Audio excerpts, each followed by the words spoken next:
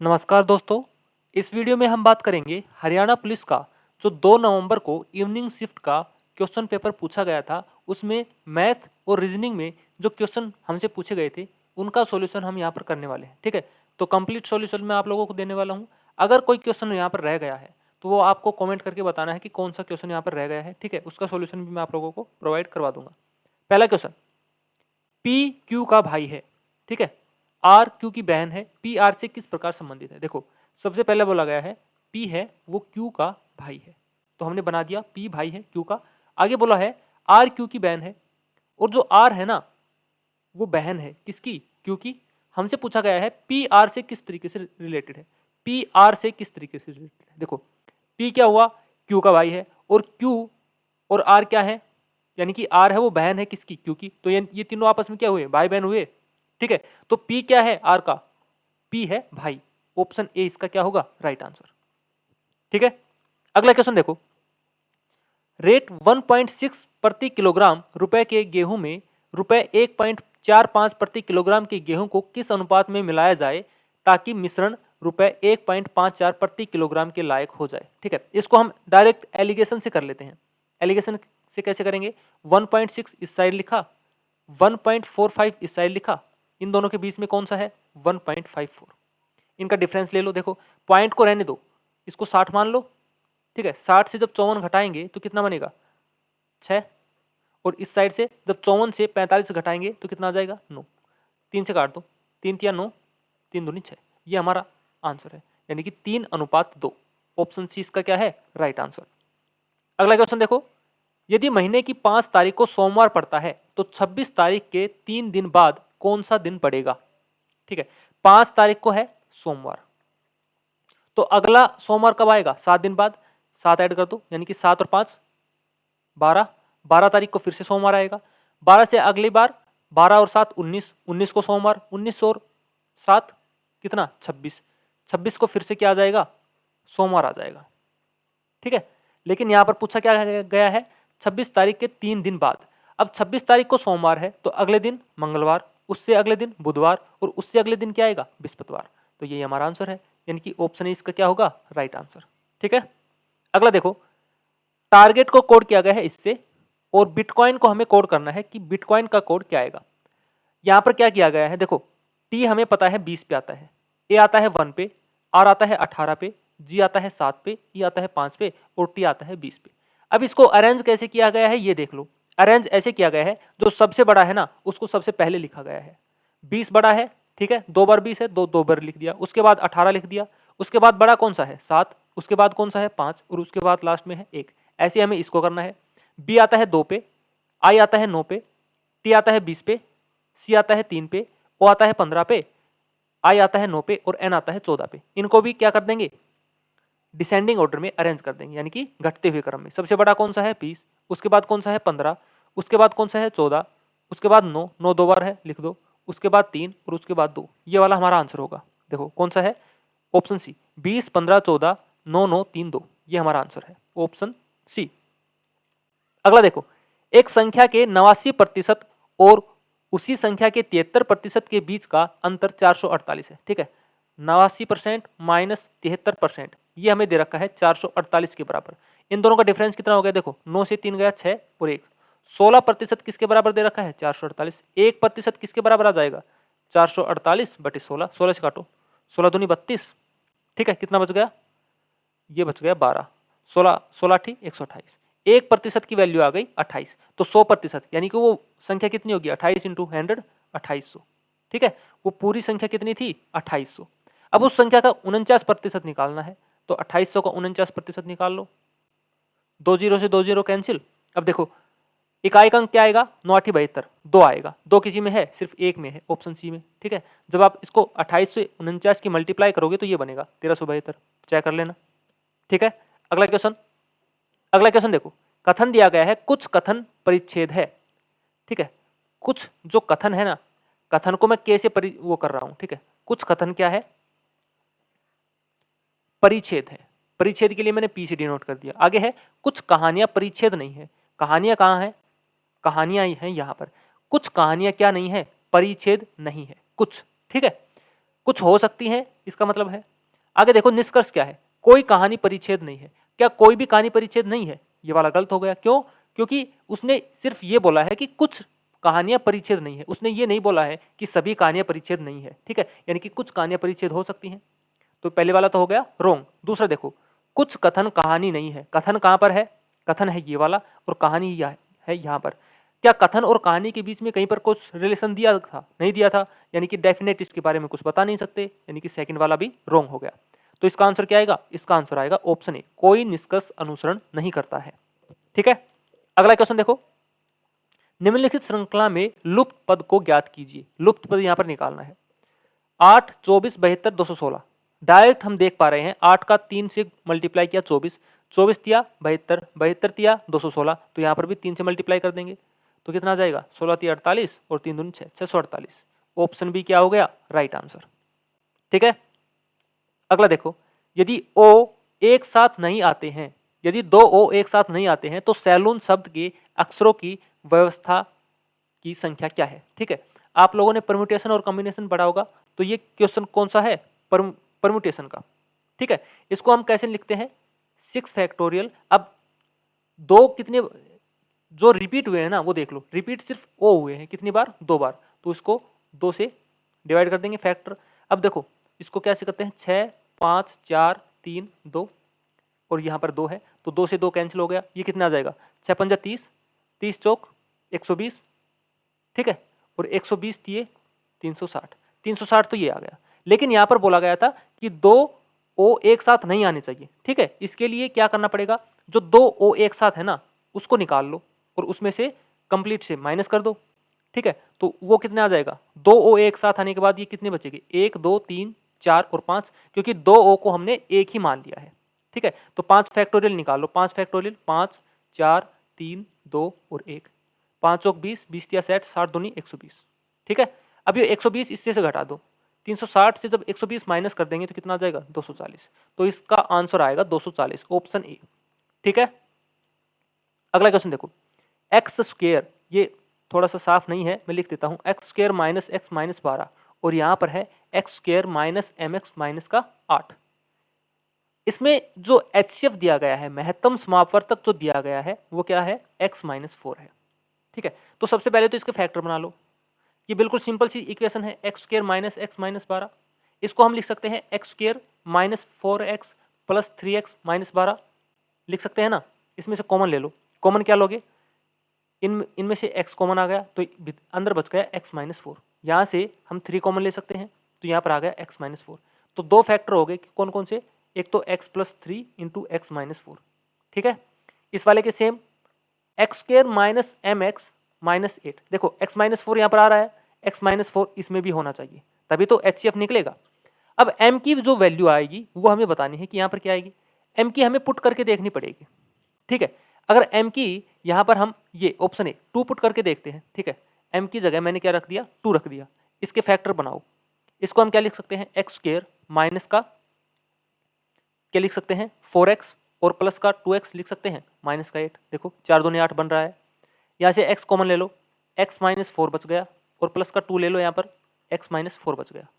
तो x minus 4 into x plus 2 ये आ रहे हैं। इन दोनों में कॉमन कौन सा है? x माइनस 4, यही हमें चाहिए था। ठीक है, यानी कि m की वैल्यू यहाँ पर क्या आएगी? m की वैल्यू आएगी 2। ऑप्शन ए इसका क्या होगा? Right answer. ओके, अगला देखो, लड़कियों की एक पंक्ति में यदि सीता बाएं से 10वीं है और लीना जो दाएं से 7वीं है आपस में स्थान बदलती हैं तो सीता बाएं से 15वीं हो जाती है। पंक्ति में कितनी लड़कियां हैं? एक पंक्ति है हमारे पास ये वाली। ठीक है, इसमें जो सीता है ना वो बाएं से 10वीं है।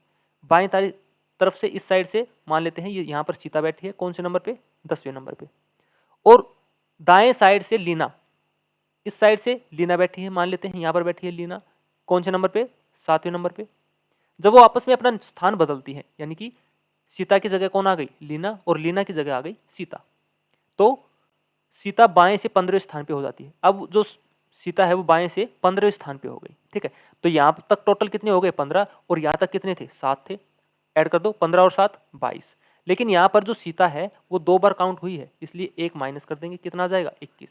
तो इस पंक्ति में कुल कितनी लड़कियां हैं? 21। ऑप्शन बी इसका क्या होगा? Right answer. अगला देखो, अगर एक टंकी का 4/5 भाग 1 मिनट में भरा जाता है तो शेष को भरने में कितना समय लगेगा। ठीक है, अब 4/5 भाग कितने मिनट में भरता है, 1 मिनट में। ओके, अब मिनट की जगह हम सेकंड भी मान सकते हैं। ठीक है, 4/5 भाग कितने सेकंड में भरता है, 60 सेकंड में। तो एक भाग कितनी देर में भरेगा, 60 डिवाइड बाई 4 गुना 5, ऐसे ही तो करेंगे। ठीक है, लेकिन यहाँ पर 4/5 भाग भरा गया है तो हमें शेष भाग कितना होगा, देखो टोटल होगा 1 से 4/5 जब हम घटाएंगे तो कितना बचेगा, 1/5, यानी कि 1/5 भाग को कितनी देर में भरेगा ये हमें निकालना है। 1 के लिए ये आ गया, तो 1/5 के लिए क्या आ जाएगा, 1/5 से मल्टीप्लाई कर दो, 5 से 5 काट दो, कितने हो जाएगा, 15 पे। यानी कि 1/5 जो शेष भाग है ना उसको कितनी देर में भरेगा, 15 सेकंड में। ऑप्शन ए इसका राइट आंसर आएगा। ठीक है, अगला देखो, राहुल, अमित, प्रकाश और गौरव राम के बेटे हैं, सुनील, प्रताप और समीर जरूरी नहीं। इसमें थोड़ा सा अगर आप हिंदी में पढ़ते हो तो लैंग्वेज प्रॉब्लम हो सकती है। ठीक है, आपको समझ में नहीं आएगा, इसलिए मैंने यहाँ पर इंग्लिश वाला भी रखा है ताकि आप इसको समझ पाए। यहाँ पर बोला गया है राहुल, अमित, प्रकाश एंड गौरव 4 बेटे हैं, किस किस के, राम, सुनील, प्रताप और समीर के। लेकिन कौन किसका बेटा है ये हमें नहीं पता। ठीक है, ये हमें निकालना है। हमने एक साइड से सन लिख लिए, मैंने लिख लिया यहाँ पर राहुल, अमित, प्रकाश और यहां पर है गौरव। ठीक है, ये 4 सन है। ओके, इनके पिता कौन है ये हमें निकालना है। लेकिन आगे जो कंडीशन है वो क्या दी गई है, ईच फादर हैज ओनली 1 सन, प्रत्येक पिता का केवल एक बेटा है। ठीक है, और उनका जो नाम है ना, names of any father and son pair do not start with same alphabet, पिता का नाम और पुत्र का नाम एक ही अक्षर से स्टार्ट नहीं हो सकता। ठीक है, जैसे राहुल है तो राहुल का आर से को उसका पिता का नाम शुरू नहीं होगा। आगे बोला है Prakash and Gaurav are not the son of Sunil and Samir, Prakash और गौरव कहाँ है, यहां पर। ठीक है, ये किसके बेटे नहीं है, ये बेटे नहीं है सुनील और समीर के, सुनील और समीर के बेटे नहीं है, यानी कि इन दोनों के पिता ये हो नहीं सकते, इन दोनों के होंगे कहीं पे। आगे देखो, Sameer is not the father of Rahul, Sameer है ना वो राहुल का भी पिता नहीं है, तो समीर किसका हो सकता है, समीर हो सकता है अमित का। ठीक है, यानी कि अमित का जो पिता हो गया वो कौन हो गया, समीर। अब सिर्फ एक बचा है, देखो राहुल के लिए कौन होगा, राहुल के लिए सुनील और सुमित, सुनील और कौन सा था, सुमित, यही थे ना दो। देखो सुनील और समीर, यहां पर समीर है, मैं अच्छे से लिख लेता हूं। ठीक है, सुनील और समीर इसके नहीं थे, समीर हमारे पास आ गया अमित का, तो सुनील किसका हो गया, सुनील हो गया राहुल का, यही तो होगा। ठीक है, क्योंकि ये दोनों इसके तो हो नहीं सकते, यहां पर आ गया समीर तो यहां पर कौन आ जाएगा, सुनील आ जाएगा। अब इनके दो बच गए। अब देखो प्रताप का कौन नहीं हो सकता, प्रकाश, ये प्रकाश था हमारे पास, प्रकाश, प्रकाश का पिता कौन नहीं हो सकता, प्रताप नहीं हो सकता। क्यों, क्योंकि उनका जो सेम लेटर है ना पहले वाला वो सेम है, इसलिए प्रकाश का प्रताप नहीं हो सकता। तो प्रताप किसका होगा, गौरव का। ठीक है, एक बच गया कौन सा, एक बचा है यहां पर राम, तो राम किसका पिता होगा, प्रकाश का, ये हमने निकाल दिया। बताना क्या है, प्रताप सन, प्रताप का सन कौन है, गौरव। आंसर क्या आ जाएगा, ऑप्शन बी, ये वाला। ठीक है, अगला देखो, लता दक्षिण पूर्व में 7 मीटर चलती है, यहां से लता ने चलना स्टार्ट किया दक्षिण पूर्व में, तो दक्षिण पूर्व कौन सा हो गया, ये वाला डायरेक्शन, 7 मीटर चली है। उसके बाद वो पश्चिम में जाती है, पश्चिम में, और कितना चलती है, 14, तो ये हमने चला दिया उसको 14। उसके बाद वो 7 मीटर उत्तर पश्चिम में जाती है, तो उत्तर पश्चिम में वो ऐसे जाती है, यहाँ पर आ गई 7। ठीक है, ये दोनों बिल्कुल सिमिलर होंगे। फिर वो क्या करती है, 4 मीटर पूर्व की ओर चलती है, यहाँ से वो 4 मीटर पूर्व की ओर चलती है। ठीक है, अब पूछा है जहां वह खड़ी है, यानी कि यहाँ जो वो खड़ी है वहां से आरंभिक बिंदु कितनी दूर है, ये वाला बिंदु कितनी दूर है, ये डिस्टेंस हमें निकालनी है।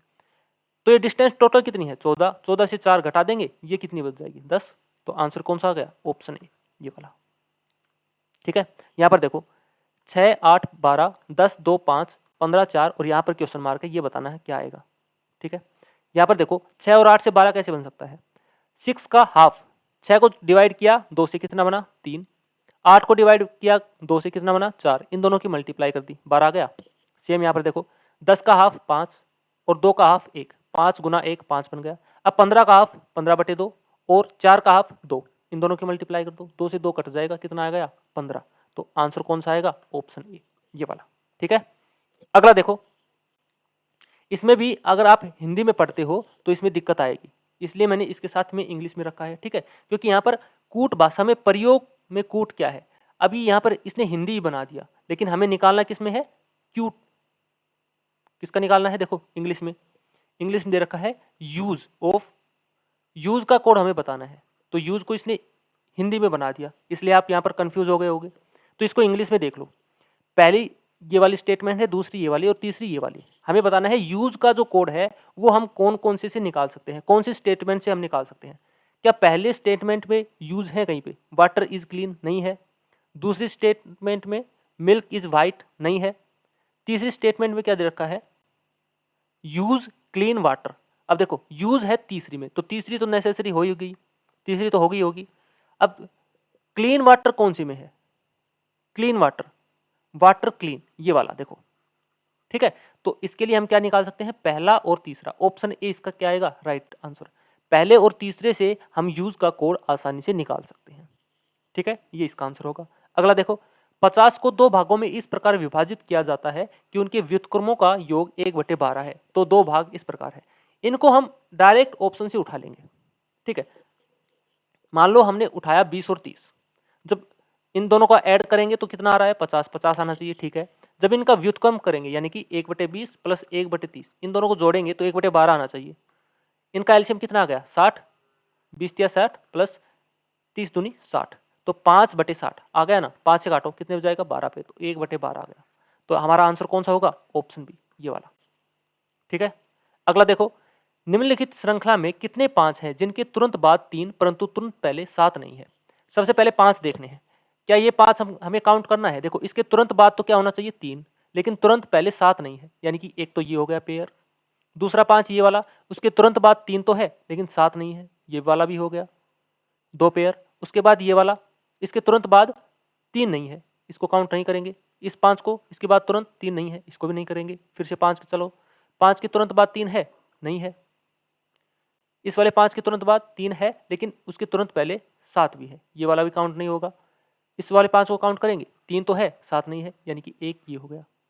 कितने हो गए, 1 2 3, हमारे आंसर आ गया ऑप्शन ए 3। ठीक है, अगला, परसों गुरुवार था तो रविवार कब होगा।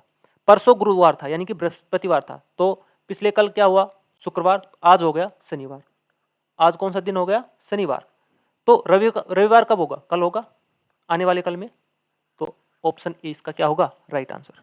अगला क्वेश्चन देखो, if below letters are rearranged the meaningful word formed is this. ठीक है, इससे हमें एक मीनिंगफुल वर्ड बनाना है, तो मीनिंगफुल वर्ड कौन सा बनेगा, जो लेटर्स इसमें यूज हुए हैं उन्हीं से तो बनेगा।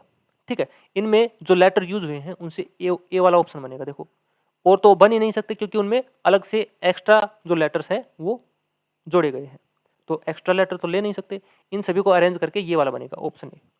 अगला देखो, एक घन को 150 टुकड़ों में काटने के लिए वांछित काट की न्यूनतम संख्या क्या है।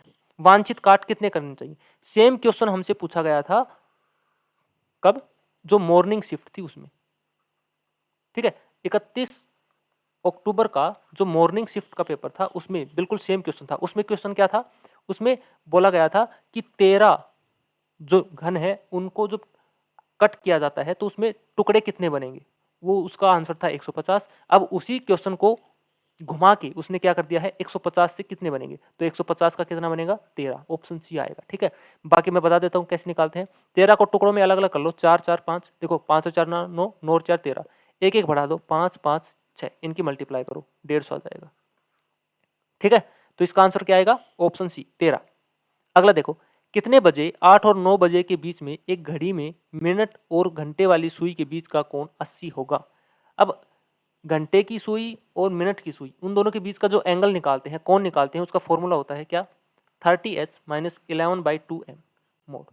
इसका मतलब क्या होता है, h होता है यहाँ पर घंटे और m होता है मिनट, तो मिनट हमें निकालनी है, एंगल हमें दे रखा है 80, तो ये इसकी इक्वल रख देते हैं 30। एच कितने हैं, छोटे वाला समय 8, 8 से मल्टीप्लाई कर दो, 8 माइनस 11/2, एम तो निकालना है, 80 आ गया। ठीक है, 8 या 24, 240 माइनस 11/2 एम किसके बराबर है, 80 के।